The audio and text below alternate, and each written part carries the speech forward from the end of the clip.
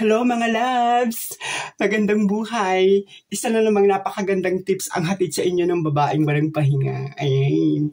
Sa pagdating po natin ng bahay, sa gabi, wag po tayong maghihilamos ng ating mukha dahil pagod po tayo. Lalo po katulad naming mga katulong, mga OFW, pagod po tayo, namamlansya sa amo. Kaya wag po tayo maghihilamos pagdating sa bahay dahil pwede pong mapasma ang ating mata at pwede pong magkaroon tayo ng yung mga brown sa mukha, lalo na yung may mga pimples. Huwag kayong gagamit ng mga matatapang na sabon dahil lalo pong pumapasok sa wrinkles natin, sa mga butas, yung sabon. Yun po ang payo ng aking derma. Huwag kayong maghihilamos. Pwede kayong maghilamos sa gabi o sa umaga lang, basta wala pong sabon sa mga pimples. Sa bahay naman po, sa gabi, wag na kayo maghihilamos.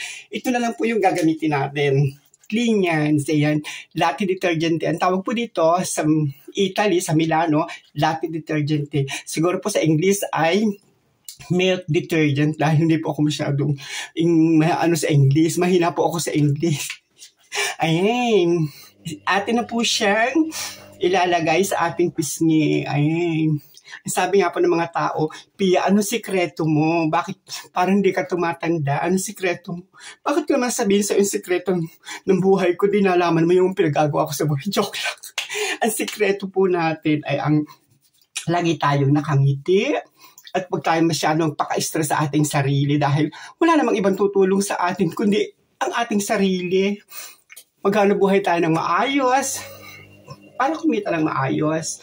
Maghanap buhay at hubag tayong gagaya sa iba na asa na lang ng asa, kinukuha yung pera ng iba. Ayan. Ang importante tayo ay nasa maayos sa awa ng Diyos, nakakapagtrabaho ng maayos at nakakatulong sa pamilya higit sa lahat. Ayan. Ganyan. Yan po yung sikreto ng babaeng walang pahinga. Sabi nila, hindi daw po ako tumatanda. Sabi ko, sa edad kong 55, parang sabi nila, ako daw ay 37 lamang.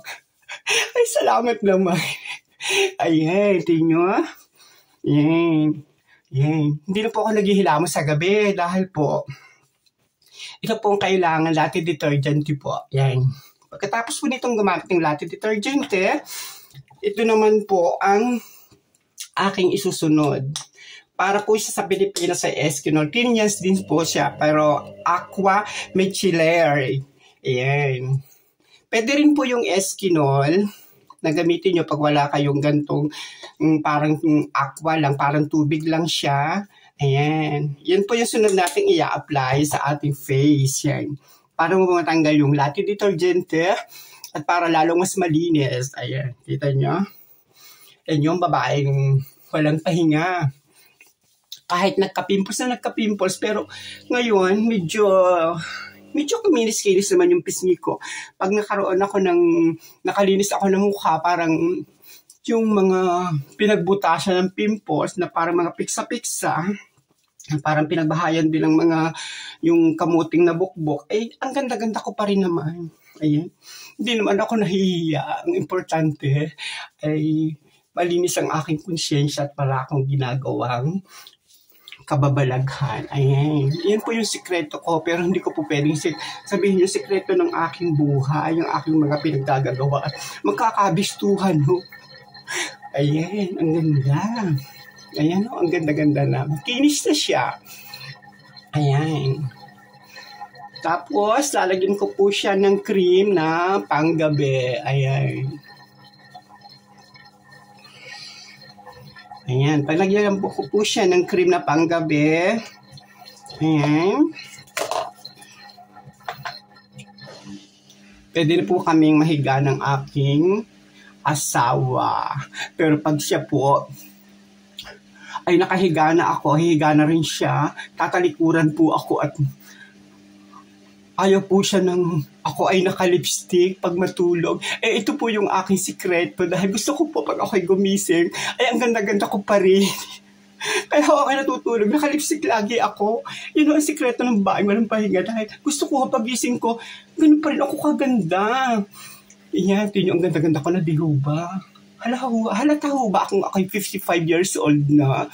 Dihuba, tinyo? Sino ba magsasabing 55 na ako? Kaya yung mga lalaki dyan, ay nako, pasensya kayo.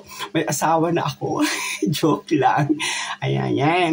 Pagkatapos po natin maglagay ng cream, ayan, yun po ang payo ko sa inyo. Huwag kayong maghihilamos sa gabi at dahil maaring kayo magkaroon ng peka sa mukha, lalo't ang dami natin pinalansya sa ating amo at pagod tayo. Maaari po tayo magkaroon ng pekas. Ang pekas po, akala nyo lang nasa babaw lang siya, pero bumabaon po siya hanggang sa ilalim kaya mahirap na siyang mawala. Yun po ang sabi ng derma. Lalo yung may mga pimples, huwag kayong gagamit na may mga sabon na matatapang na parang nagpapalit yung balat. Akala nyo lang po sa pormero gaganda, pero pag nainitan po siya, maaari pong magkaroon ng acne o magkaroon kayo mga pekas-pekas na mga brown na ang pangit din naman minsan tingnan. Ayan. Saka lalo pong dumadami yung pimples dahil po yung sabon, hindi po mas maganda.